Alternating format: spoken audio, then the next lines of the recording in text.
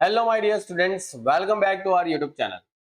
तो चलिए देखो स्टूडेंट्स, स्टार्ट करेंगे। यूनिवर्सिटी की एग्जाम नजदीक आ रही है, तो आप लोग की एग्जाम के लिए हम लोग यहाँ पर जो इम्पोर्टेंट है वो डिस्कस कर लेते हैं। ठीक है, तो मैं जितने देखो यहाँ पर आज अकाउंट्स के इम्पोर्टेंट देता हूँ उतने अच्छे से रेडी कर लो। और देखो आप लोग को शायद पता ही है कि आप लोग की जो पेपर स्टाइल है वो कैसी है। और नहीं पता है तो आप लोग को मैं पेपर स्टाइल भी एक बार डिस्कस कर लेता हूँ। देखो आप लोग को क्वेश्चन नंबर 1 जो आने वाला है वो टोटल 7 क्वेश्चन आने वाले। ठीक है, आपको क्वेश्चन नंबर 1 में टोटल 7 क्वेश्चन आने वाले हैं। और 7 क्वेश्चन में से आपको कोई भी 5 क्वेश्चन लिखने हैं और हर एक क्वेश्चन आपके 2 नंबर के रहेंगे, 2 मार्क्स। तो डेट मीन्स के आपका जो 10 मार्क्स का जो क्वेश्चन है वो क्वेश्चन नंबर 1 हो जाता है। और देखो यहाँ पर एटलीस्ट 2 थियरी तो पूछेंगे, 2 या 3 थियरी तो पूछेंगे। ठीक है, तो यहाँ पर भी आपको 2 से 3 थियरी पूछे जा सकती है, जिसमें शॉर्ट थियरी होगी। जैसे मैं आपको आगे बताता हूँ, उतनी थियरी आप अच्छे से कर लो। ठीक है, और कुछ थियरी स्टूडेंट्स हम लोग आप लोग को यहाँ पर यूट्यूब पे एक्सप्लेनेशन के साथ देने वाले हैं। ठीक है, तो शायद कल परसों तक उसके वीडियो आ जाएंगे आपके एग्जाम से पहले, तो डेफिनेटली। तो अभी फिलहाल के लिए जितनी थियरी मैं दे रहा हूँ उसको एक बार रीड कर लीजिए।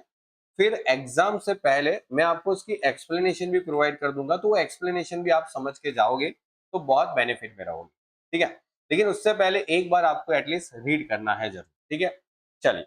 उसके बाद स्टूडेंट्स आपको क्वेश्चन नंबर 2 के अंदर कंसाइनमेंट कंसाइनमेंट का 14 मार्क का क्वेश्चन आ सकता है। और आएगा ही, आ सकता क्या आएगा। और इसके ऑप्शन में स्टूडेंट्स हो सकता है कि कंसाइनमेंट का ही क्वेश्चन आए, और वो 14 का भी आ सकता है पूरे के पूरा। या तो जैसे सेमेस्टर नंबर 1 में हुआ था, आपको पता ही है कि 7 मार्क्स का क्वेश्चन आया था, और 7 मार्क्स के 2 क्वेश्चन कहीं ना कहीं किसी और चैप्टर से भी आ सकते हैं। जैसे मैंने बोला यहाँ पर देखो, 2 बातें कि 14 के ऑप्शन में 14 आ सकता है, या तो फिर 14 के ऑप्शन में 14 ना आके ऐसा भी कर सकते हैं कि 7 मार्क्स का कंसाइनमेंट पूछ ले और 7 मार्क्स का कोई और चैप्टर से छोटा सा टॉपिक पूछ सकते। तो मैं आपको यही सजेस्ट करता हूं कि आप कंसाइनमेंट चैप्टर को अच्छे से पढ़ लीजिए, क्योंकि वो तो आपको करना ही पड़ेगा। और अच्छे से देखो, मतलब कि मैंने जितने आपको क्वेश्चन करवाए हैं उतने तो अच्छे से पढ़ना ही पढ़ना है आपको। और जितने क्वेश्चन मैंने करवाए ना, उसमें ऑलमोस्ट सारे टॉपिक जो है, सारे कॉन्सेप्ट जो है वो कवर हो जाते हैं। उसको ही आप प्रैक्टिस करो, और उसको ही अगर आप किसी दूसरे क्वेश्चन के साथ कंपेयर करके स्टडी करोगे तो डेफिनेटली आपका पेपर बहुत अच्छा जाएगा। ठीक है, कंसाइनमेंट के बाद स्टूडेंट्स आपका जो क्वेश्चन थर्ड हो सकता है वो हो सकता है जॉइंट वेंचर। और जॉइंट वेंचर स्टूडेंट्स आपका होता है 14 मार्क्स। और उसके ऑप्शन में जो हायर परचेस है वो क्वेश्चन आपका 14 का आ सकता है। अब देखो यहाँ पर मेरे ख्याल से ऐसा नहीं करेंगे, 7-7 मार्क का पूछ ले। ठीक है, क्योंकि हायर परचेस भी एक बहुत अच्छा चैप्टर है, लॉन्ग क्वेश्चन आते हैं उसमें, तो उसको 7 मार्क्स में पूछना इतना वर्थेबल नहीं है। ठीक है, तो मेरे ख्याल से 14 के ही हो सकते हैं। उसके बाद क्वेश्चन नंबर 4 की बात करें, तो क्वेश्चन नंबर 4 की बात करें तो यहाँ पर थियरी आती है। और थियरी आपको 3 लिखनी है, और हर एक थियरी के 4 मार्क्स होते हैं। हर एक थियरी के कितने मार्क्स हैं? 4। और टोटल 12 मार्क्स की थियरी। मतलब देखो, इसमें से 10 मार्क्स आ गए, इसमें से आप 14 मार्क्स लेके आओगे, इसमें से 14 मार्क्स, और इसमें से 12। तो टोटल आपका ये 50 मार्क्स का पेपर ऐसा बन जाए। मतलब अगर देखो, अगर आप थियरी भी अच्छे से पढ़ के जाते हो ना, तो 12 मार्क्स तो आप थियरी, और जो शॉर्ट थियरी भी आती है तो वो वहां पर 2 मार्क्स करके अगर आप 2 थियरी भी लिखते हो तो टोटल 14-15 मार्क्स आपके थियरी से भी कवर हो जाते हैं। ठीक है, लेकिन उसके लिए जितनी थियरी मैं आज प्रोवाइड करता हूँ उसको अच्छे से पढ़ो और समझो। ठीक है, मैं आपको थियरी के लिए जो एक्सप्लेनेशन है वो जरूर प्रोवाइड करने वाला हूँ, लेकिन उससे पहले एटलीस्ट एक बार थियरी पढ़ना है, क्योंकि मैं सिर्फ एक्सप्लेनेशन करूंगा तो आपके माइंड में अगर वो सिर्फ पढ़ा होगा तो समझ में जल्दी आ जाएगा। अब देखो यहाँ पर आपको पहली थियरी है general and del creditor commission. ये बहुत इंपॉर्टेंट है, एज वेल एज थियरी और एज वेल एज आपका जो लॉन्ग क्वेश्चन है उसके लिए, दोनों के लिए इंपॉर्टेंट है। आप थियरी पढ़ो तो आपको लॉन्ग क्वेश्चन के अंदर भी इसके जो कॉन्सेप्ट समझने हैं वो बहुत यूजफुल है। ठीक है, फिर होता है joint venture account. Joint venture account जो है उसको, जो उसके बारे में थियरी है वो लिखना है, उसके कैरेक्टरिस्टिक्स भी है वो भी पढ़ लो, ठीक है। फिर आते हैं वैल्यू ऑफ कंसाइनमेंट स्टॉक, ठीक है, कौन सा, क्लोजिंग स्टॉक। इसको कभी कभी वैल्यू ऑफ इन्वेंटरीज भी लिख देते हैं, ठीक है, inventory valuation for the consignment. तो स्टूडेंट्स आपको ये जो टॉपिक है ना वो तो बहुत इंपॉर्टेंट है, क्योंकि इसके बिना तो आप कंसाइनमेंट का क्वेश्चन तक नहीं सॉल्व कर पाओगे।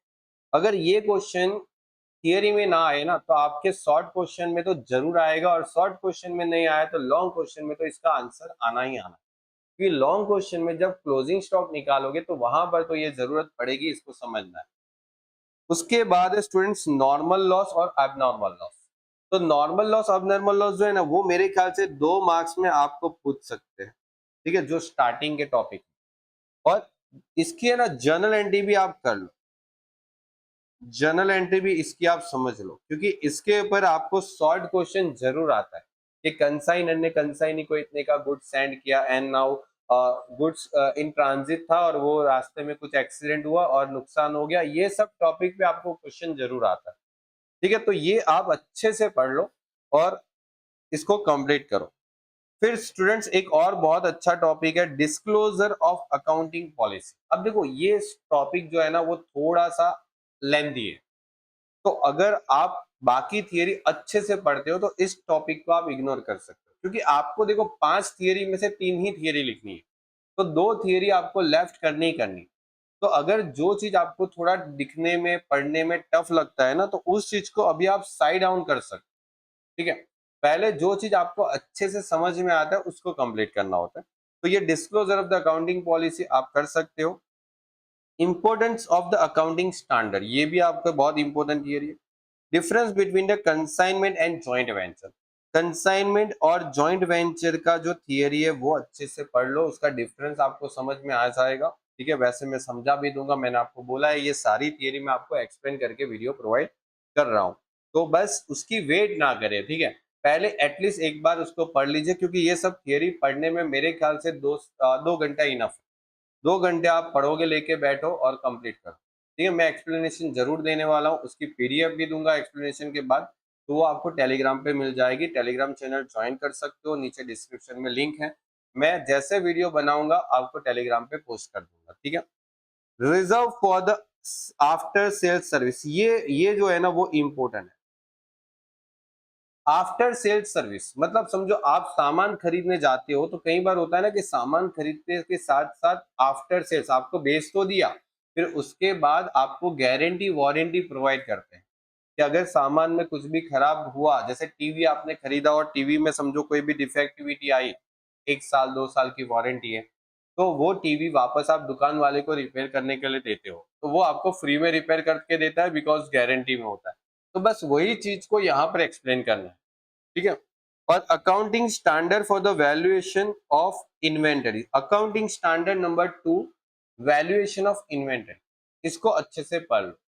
अब देखो इसके अलावा अगर आपको कोई लगता है, जैसे देखो आप लोग भी स्टूडेंट जो हो, आपके कॉलेज के अंदर भी बहुत बातें होती रहती है, कोई प्रोफेसर ने आपको बोला होता है कि भाई ये करके जाना, ठीक है।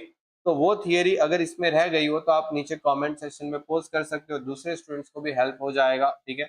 और बाकी स्टूडेंट भी आपकी तरह अच्छे से पढ़ सकते हैं। बाकी मैंने जितना आपको यहाँ पर प्रोवाइड किया उतना आप डेफिनेटली समझ के जाओ, शॉर्ट और लॉन्ग इवन दोनों जगह पर आपको काम आने वाला है। तो चलिए, wish you all the very best, बहुत अच्छा करो, बहुत अच्छे मार्क्स लेके आओ, और मिलते हैं नेक्स्ट लेक्चर के लिए। तब तक के लिए गुड बाय स्टूडेंट्स और टेक केयर।